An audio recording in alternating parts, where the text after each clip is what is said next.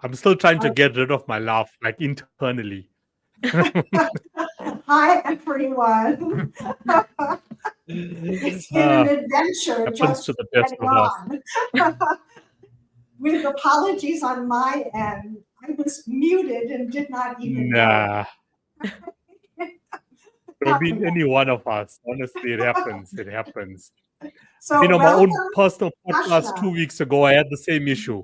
I had to recreate a link, and then there were two versions of the podcast. I had to put it all together because it was just, yeah, the connection was just terrible. But it Oh, happens. It boy. happens. Yeah.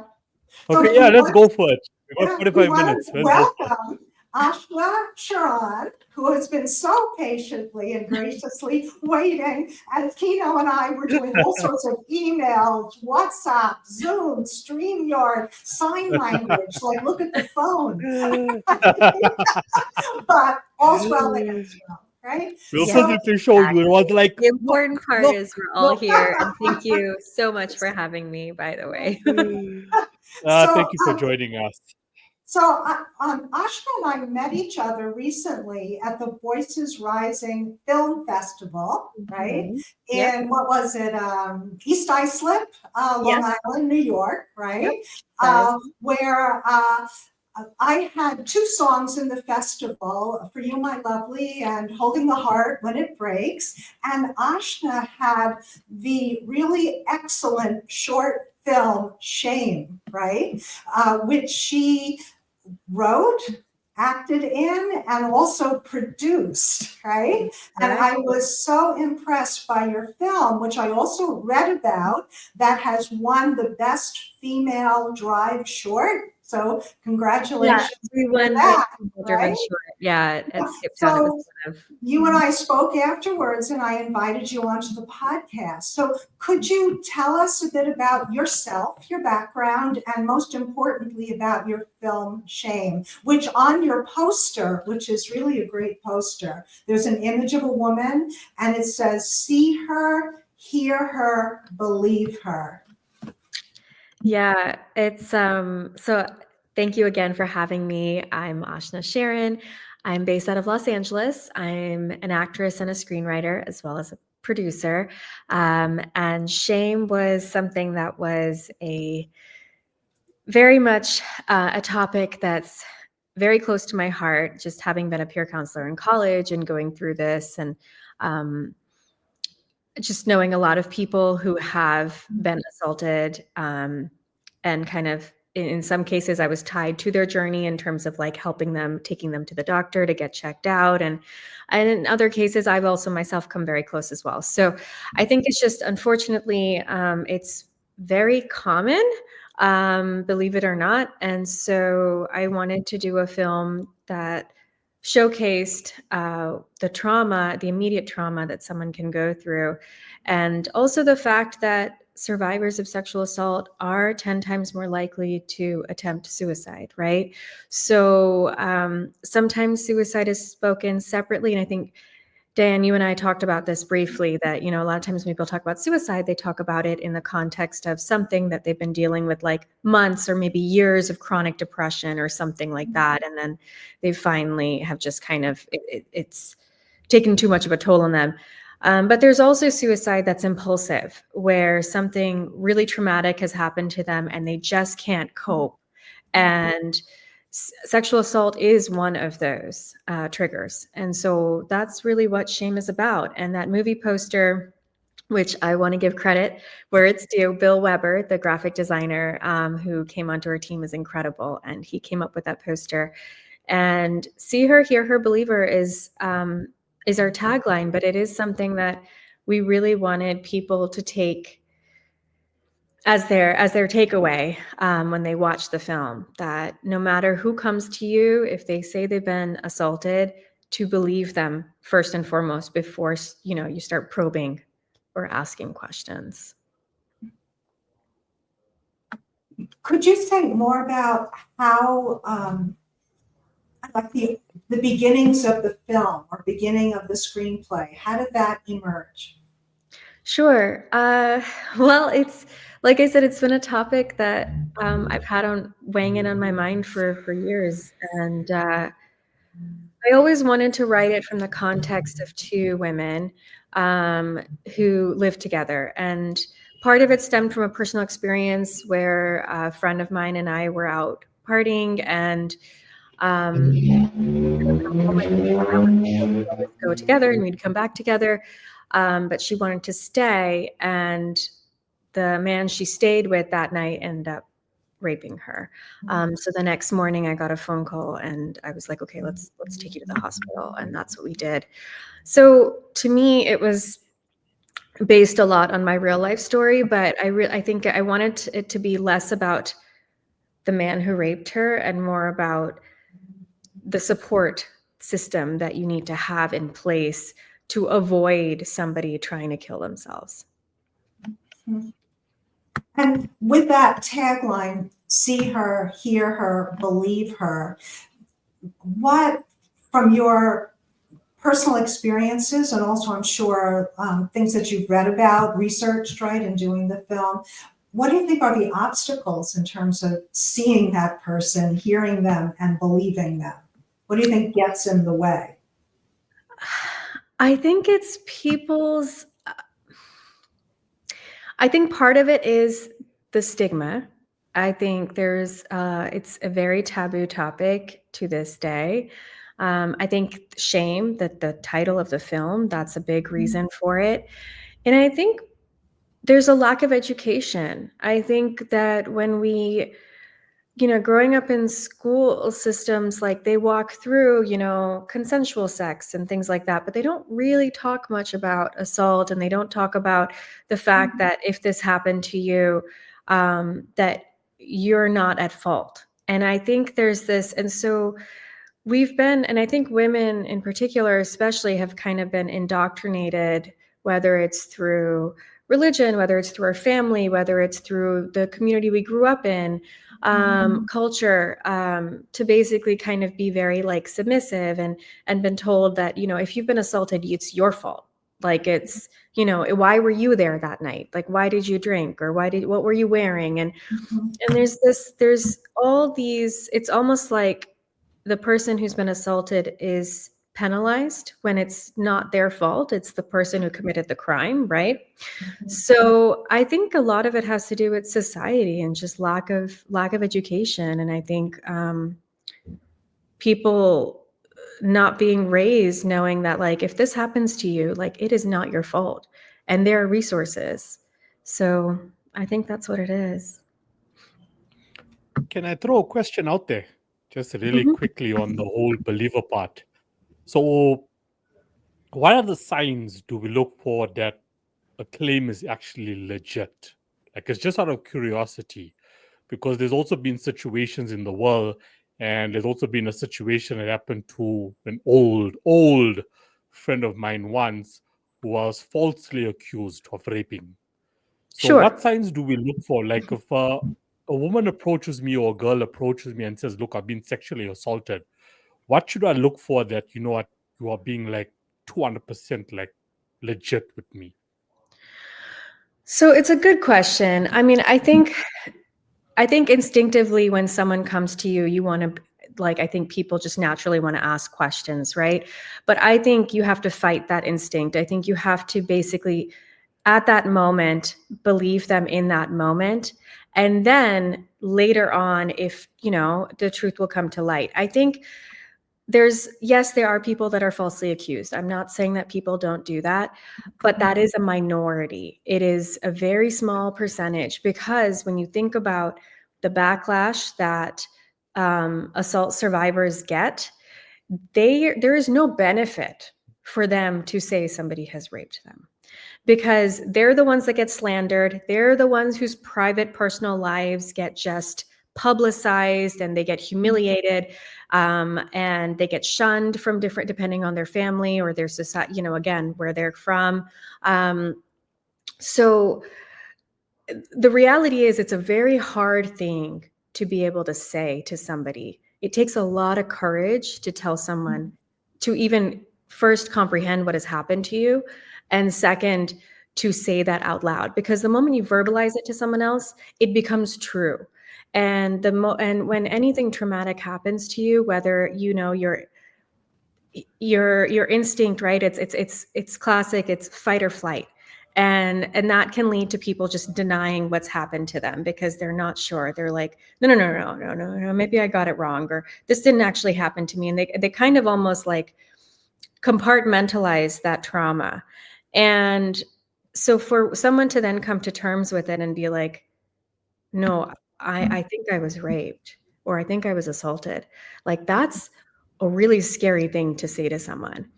And the thing is if they do say that, now, sure, there could be people that are, maybe lying about it at the time, or maybe they just genuinely got confused. Sure, that can happen. But again, that's a very small percentage. And so I always like to say, first, still say you believe them while they're trying to figure it out, and then whether they choose to report it or whether they choose to just deal with it themselves or just go to a therapist, however they choose to cope with it, they'll go on that journey.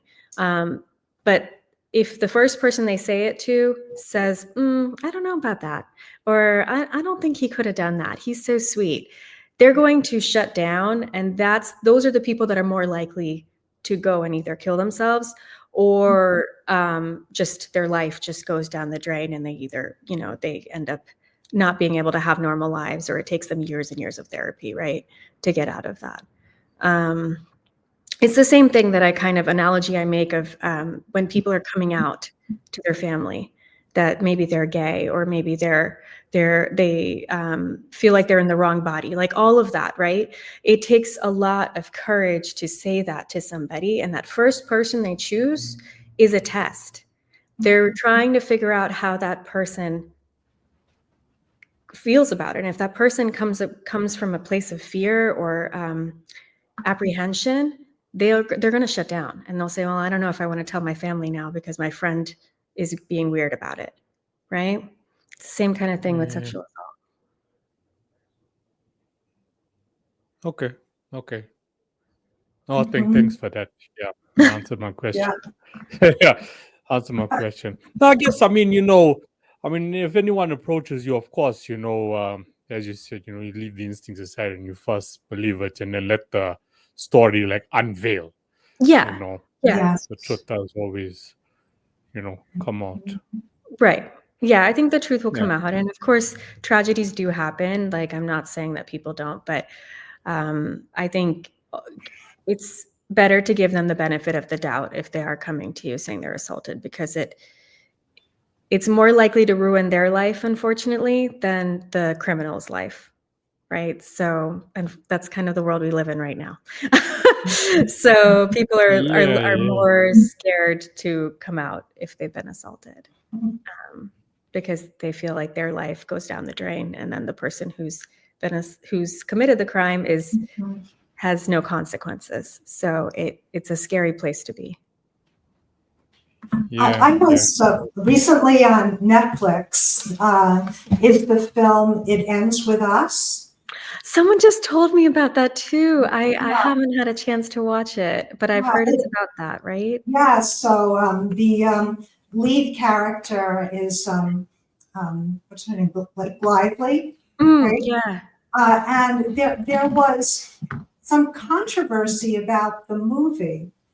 I'm not sure if your friend or whatever, told you about that, in the sense that it's a romance between the lead and the neurosurgeon boyfriend. Okay. However, the relationship, while on the one hand loving, also turns violent. Oh. It actually does include an attempted sexual assault. Okay. And there's physical violence as well. And the storyline is that the main character's father was physically and emotionally abusive to the mother, right? And the controversy related to the film had to do with how it was being promoted and advertised, and also, I guess, the press tour of interviews that were going on, where the male lead, who was also, I believe, the director, right? He was talking about the film being dedicated to assault victims, right? And wanting to raise awareness of that and different types of relationships where this can occur, right? The female lead apparently was more so a bit downplaying that and making it more about a relationship, almost fun kind of movie. The lead character is a florist, right? And so there was a real split in this. And so I was just thinking of this in terms of what you're saying and missed opportunities, or how do you integrate a reality such as domestic violence, sexual assault in sort of mainstream media, right? Maybe there was some thought that if this film more so was emphasizing the assault, then it would drop viewer attendance, right? Or it wouldn't be as much of a feel-good movie. So, just in general, any thoughts about that? And because in a way, what we need to do is to integrate this, right? Yeah. That the assault, the violence is part of a larger picture, and several things can be true at the same time. Sure. Yeah.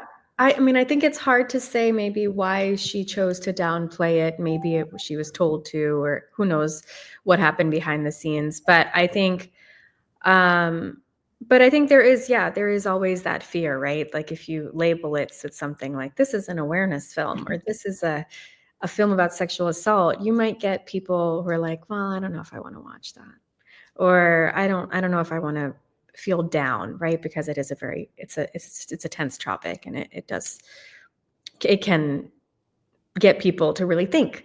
And sometimes people just want to watch a movie to escape reality and,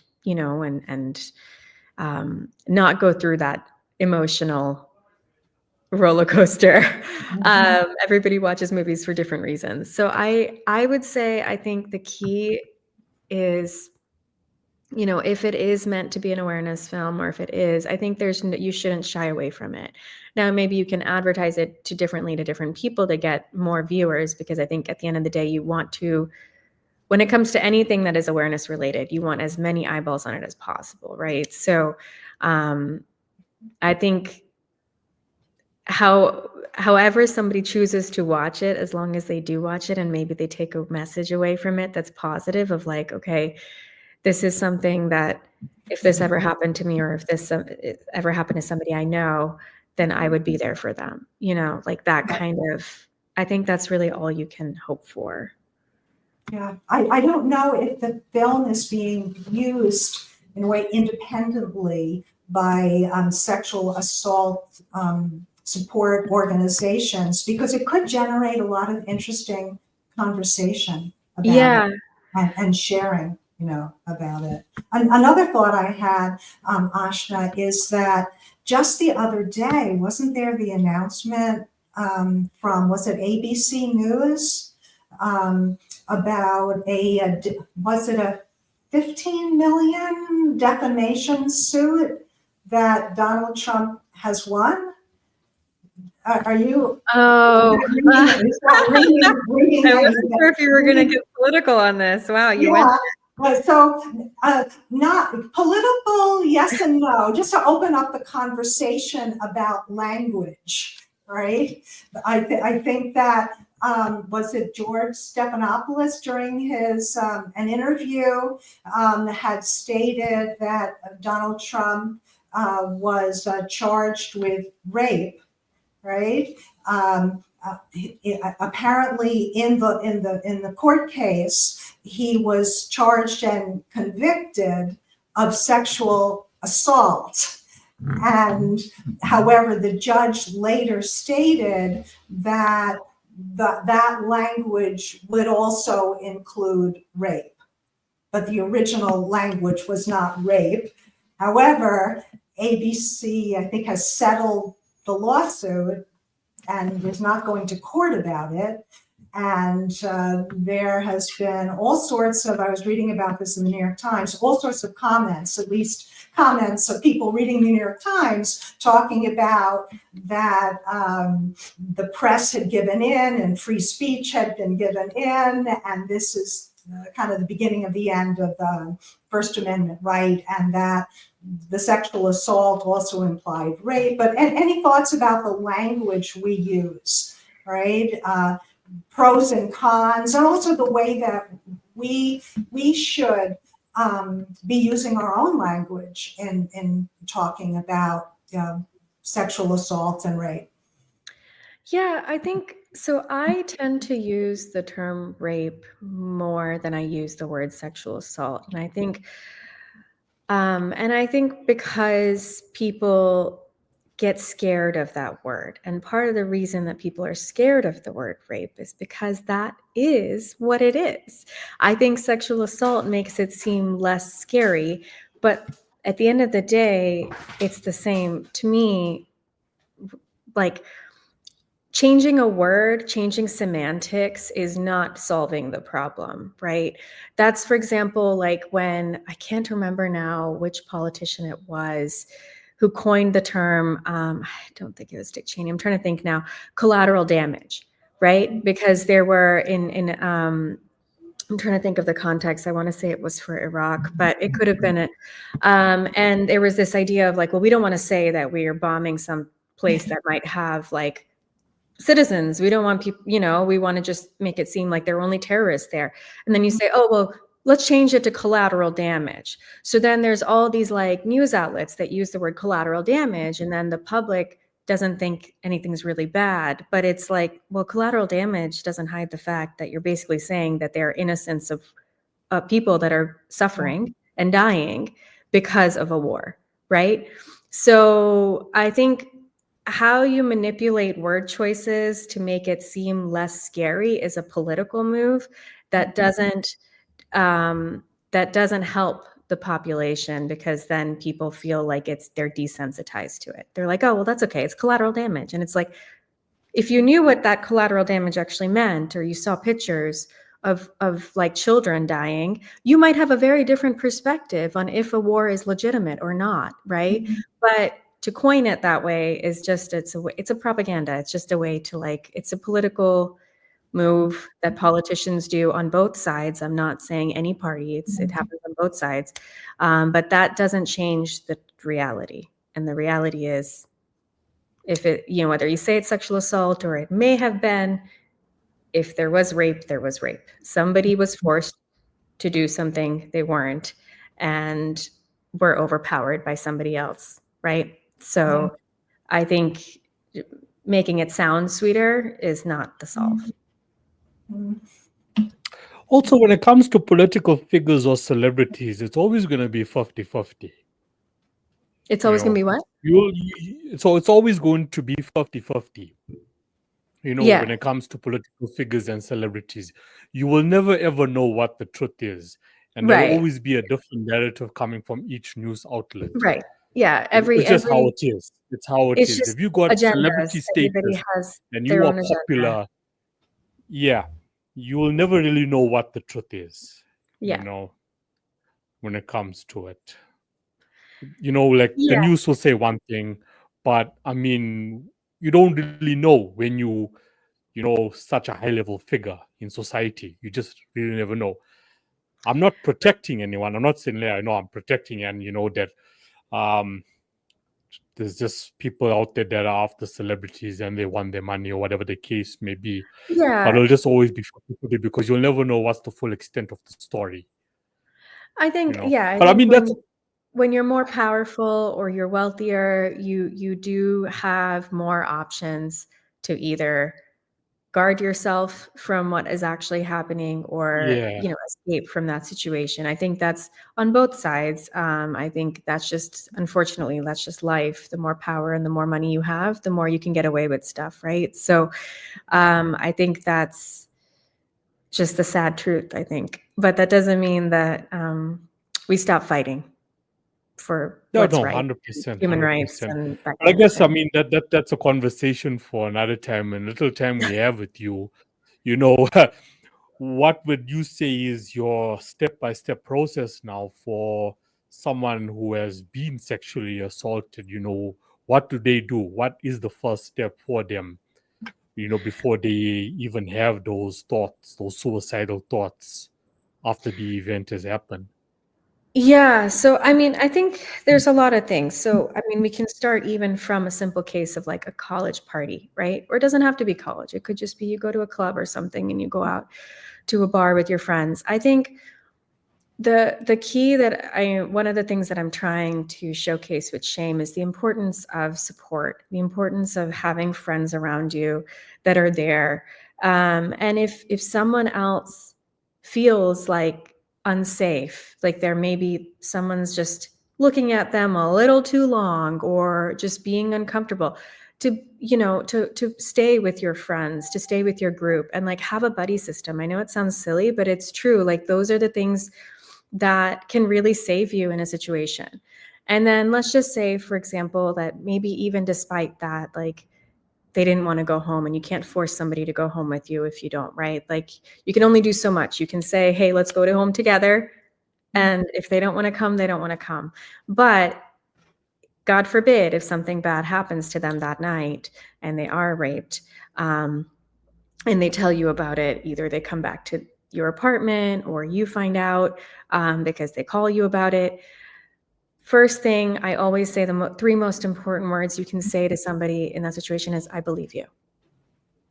That's the first three words that needs to come out of your mouth if somebody says that I think I was raped, or I think somebody raped me, or I was assaulted. Those are the first three words. And then, just hear them out because they're probably still processing. I mean, these things can take years to heal from, and so for something that's happened within hours, they're probably still trying to figure out what happened, and details can be very blurry, like fuzzy too, like memory can, there are times where your memory what just naturally might block out certain things because it was too traumatic, and it can come back weeks later. Like there's so many just physiological things that also happen. So I would say, as they're telling you the story, just listen. Like, don't try and problem solve for them. I think sometimes people have this tendency of like somebody's coming to you with like saying something, and it's all of a sudden you have to jump and you have to be the hero. And it's not about you. It's about that person who's suffering and what they need. And if they just need you to listen for 10 minutes and just hold their hand or just be there while they process, then just do that. If they say they want to go to a doctor because they want to get checked out, drive them to the doctor. If they don't know what to do and they genuinely ask you and they're like, I don't know, should I report, should I not? Then say, here, RAINN.org, RAINN, is a great organization. They have a lot of resources. They also have a hotline. Like that's a great place to drive people to and just say like, why don't you call this hotline? And they can guide you because they're experts in the situation, and they can maybe give you local places to go if you're nervous about going to the police or whatever apprehensions people have. There's a lot of resources online, especially in the US. I think one of the things we're blessed with in the US is we do have access to a lot of resources, so compared to other countries. So that's what I would say is, you can always direct people to the rape hotline, or you can, have them, open up the website on your phone, see what kind of resources they can read through. They have pamphlets, they have booklets that you can read through of like, the kinds of things that would happen if you were to go to the doctor, what kind of things they would do to check, for STDs and all these things. If you want to get a DNA kit, all of those things. It's, of course, in my perfect world, I would love that people all go and report it and try and get those people behind bars. That's a perfect world scenario. But the reality is like everybody copes with this differently, and also what they need in their life. As long as they get the help, I think that's what's most important to me, whether it's genuinely just going to therapy and so, working it out for years that way, or it's going and filing a court case and like going to court and getting your justice that way. I think everybody feels differently about how they want to handle it. But having that strong support system is the number one. So I think that as humans, that's like what we should really strive for, is to like put more love in the world and make sure that people feel safe to tell us these types of things. And just on the court case, that needs to happen straight away. Correct. Don't leave it for a month because you're still trying to, you're confused. You said that, It's before, like, sometimes hard. people I get mean, confused. yes, in an And the ideal longer case, you leave it, when you do finally go and report it, to actually prove it, that's going to be like another stressful encounter, because the first thing the authorities are going to say is, okay, why didn't you report it straight away?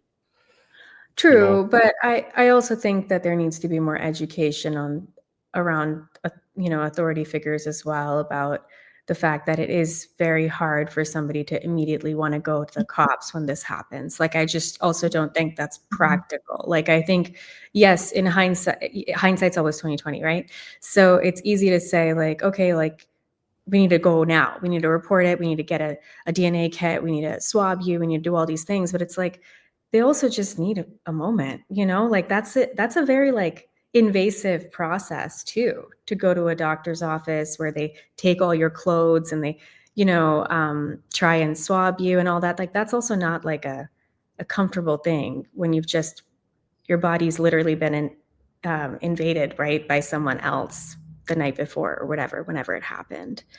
But yes, I agree. I mean, I think technically, the earlier you report, yes, the better it is probably down the line from a court case standpoint and from evidence and all of that. But I also think that people need some grace too, because you just don't know where their mind is at. And it's very traumatic. It's one of the most traumatic things that can happen to anybody.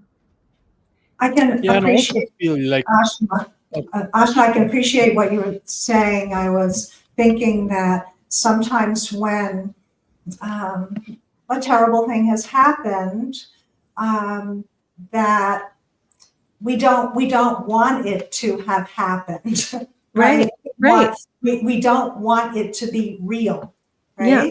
right? And out of that thinking, which can be a distorted and unhelpful thinking, we may not do whatever we need to do to take care of ourselves, right? Yeah. I'm going to give an example which is so minuscule and kind of totally different from what we're talking about, but I can remember when I had fallen and I ended up actually breaking a little tiny bone in my foot, which was creating enormous pain and inability to walk. And I can remember for hours and hours and hours, for 3/4 of the day, not wanting to go to the hospital because I didn't want it to be real. I didn't want there to be a problem, until my daughter actually said, "You have to go to the hospital and I'm coming over to bring you there." And if that tiny example in a mature woman who kind of knows better and also is a doctor, right, should know to go to the hospital, I can really appreciate also what you're saying with something so intimate and personal and traumatizing. Of sexual assault and rape. Exactly. And yet, going to the hospital and potentially also reporting it is also what we need to do. So I wanted to ask you, let's say a person is not used to reaching out for help, right? And they don't have much of a support group. And they have just been raped. And they're feeling ashamed and they're taking the blame into themselves. What are some helpful things that a person can tell themselves, almost like talking back to those shame thoughts, that might help them move in the direction of getting help for themselves? What could they say to themselves? Yeah. Gosh, my heart breaks when I think of people who don't have support systems, to even if just one friend, that just makes me so sad to think of people who may have that. But if they do not, I would say, the two things that you probably should keep saying to yourself is one, you are enough and you're stronger than this. You will get through it. Those are like kind of all a combination of any of those three things. You will get through this. And two, that you are not at fault, right? Like this is not, you did not do anything wrong. I think that's like the biggest thing. And that anytime you feel a sense of shame, you should basically fight it off and be like, no, I didn't do anything wrong. That person was in the wrong. The person that assaulted me or raped me, they're the criminal. They're the person that was wrong. It was not me. You know what I mean? Yeah. I think the more you can focus that on the person that violated your rights, that is, and take it away from you, that will hopefully keep you in a better mental state to then get resources or look up places online, local support groups for assault survivors, that kind of thing. Yeah.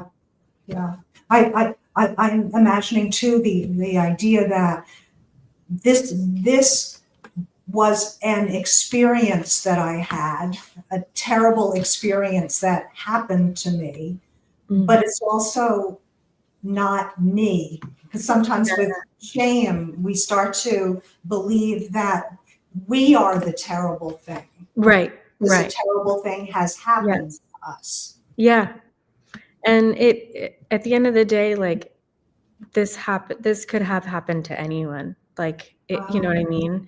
So it's not about it's not about you being at fault, because if it didn't happen to you, that person probably would have done it to someone else. You know what I mean? So you really need to pivot yourself from those types of thoughts of blaming yourself, because you are not to blame. And I think that if there's one thing that you want to keep repeating to yourself, if you've gone through that, is I am not to blame. I am not to blame, and just keep saying it until you eventually believe it. Maybe it could be have no shame. I am not. Yeah, exactly. Yeah. Okay. Yeah. What are your thoughts about in the school system, high schools, colleges, or other, young adult education or public health? What message needs to get out there? Not only in terms of the rape victims and survivors, but the potential for assault to happen from the, preventive in terms of the person that's doing the assaulting, which of course can also be male on male. Yeah. Female on female. It can happen. Anybody can do it. It's not just men that are I know that there's proportionally a lot more, but that doesn't necessarily mean that women are the only ones that get raped, right? So it can happen to anybody, and it does happen. What type of messaging or education would you want to get out there if you had a magic wand and could do anything that needed to be done?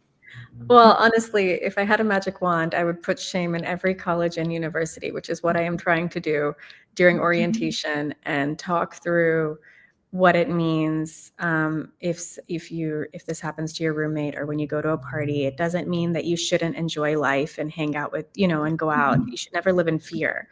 But you should also know that, like, if this happens to you or someone what are things that you can do to help that person move forward. And I think, especially because when alcohol is involved, or, it's college, it's very prevalent.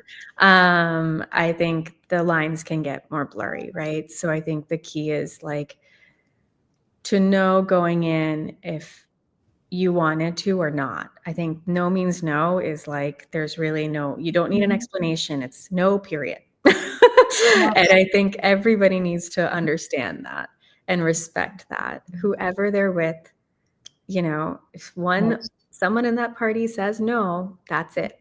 And that person needs to be conscious, right? Yeah, right. And that the too. one that's about to be victimized, that person needs to be in a conscious state of mind. Right. right? So if they are in an unconscious, alcohol, drug-induced lack of consciousness or lack of Yeah, ability to give consent, that itself is lack of consent. correct. That's a Given violation. what that court case now in France, that horrific court case of a woman, a married woman that was being drugged by her husband, Yeah, yeah. assaulted by about 50 people. I just, Yes, yeah, there's no words for people like I that. know. This is a terrible problem, right? And we're so grateful to you and your team for creating the film Shame and bringing awareness to it. And we're wishing you tremendous good fortune in bringing it to all the universities, Thank right? you. Right, where it needs to be seen, and discussed. So we thank you. And also, I did not realize the increase in suicide attempts. And I imagine some of those suicide attempts ended in death from rape and sexual assault. And that's Yeah, important for all of us to know. I think because naturally, like rape and sexual assault are they're underreported. It's hard, I think, statistically to be able to tie how much of the suicides that happened, in a given year are from that. Like, I don't think we'll ever really truly find out unless somebody specifically were to like put that in their note or something in their, but I think the fact that we do know that survivors are 10 times more likely to attempt suicide than someone who has not.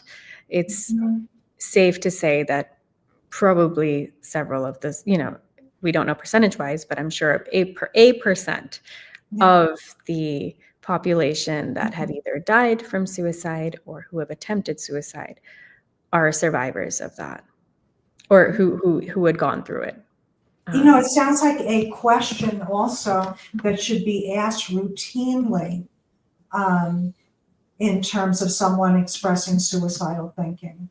Yeah. Just in general, this can be a risk factor. Has this ever happened to you? Right? Yeah. Yeah, I think so. I I think that's actually really smart, to be honest, to have that.